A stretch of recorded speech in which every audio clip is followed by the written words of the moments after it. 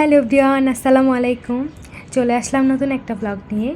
আমরা এখন স্টেশনে চলে যাচ্ছি, ময়মনসিংহ থেকে চট্টগ্রাম চলে যাচ্ছি। আমি দীর্ঘ 3 মাস ধরে ময়মনসিংহ ছিলাম, হাত ভাঙার পর থেকে। আবির ট্রেনিংয়ে ছিল এই কারণে।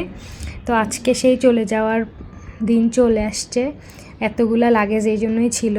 সারা রাতে জার্নি করে যে সকালের দিকে আমরা পৌঁছালাম স্টেশনের কাছাকাছি।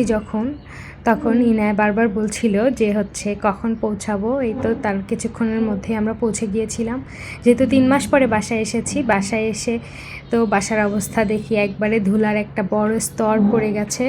তো ওই জন্য সব পরিষ্কার পরিচ্ছন্ন করতে লেগে পড়লাম। এসেই ইনায়াও একের পর এক জিনিস বের করছে। ওর প্রায় অনেক দিন হচ্ছে ওর জিনিসগুলো থেকে দূরে ছিল।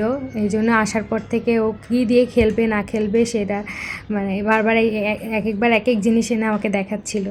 তারপরে আমি রুমগুলো ক্লিন করে নিয়ে এই আমার বেডরুমের বেডশিটটা চেঞ্জ করে নিলাম। বেডশিটটা টুইঙ্কেল বুটিক থেকে নেওয়া। আমাদের পেজের এটা মোস্ট সেলিং একটা প্রোডাক্ট। কোলবালিশ সহ 4 পিসের বেডশিটের কম্বো সেট। এটা আমি 2 বছর থেকে ইউজ করছি, তারপরেও এরকম সুন্দর আছে। কাজ মোটামুটি গোছানো কমপ্লিট। খালা সব পরিষ্কার করে দিয়েছে, আমি সব মোটামুটি গুছিয়ে ফেলেছি।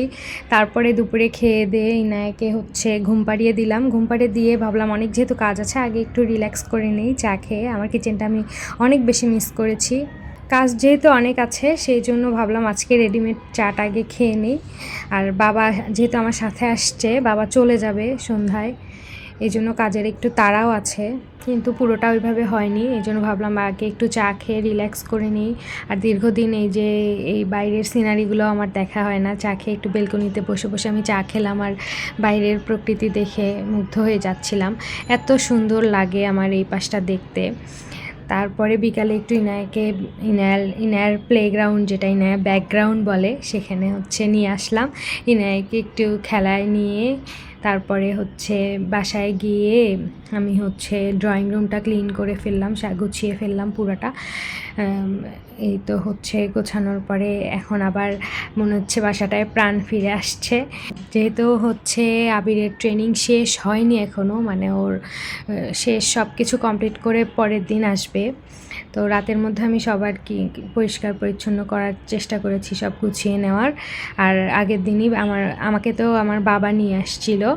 বাবা চলে যাওয়ার পরে আমি সব এগুলো ক্লিন করে নিয়ে ইনায়াকে একটু ঘোরায় নিয়ে আসলাম পাশের ফ্ল্যাট থেকে। পাশের ফ্ল্যাটে ইনায়ার বান্ধবী থাকে, ওর সাথে দেখা করিয়ে নিয়ে আসলাম। এর মধ্যে আমাকে কুরিয়ার থেকে ফোন করা হয়েছে। কুরিয়ারে পার্সেলগুলো চলে আসছে, বস্তাগুলো। আমি টুইঙ্কেল বুটিকের সব বস্তাগুলো পাঠিয়ে দিয়েছিলাম 2 দিন আগেই।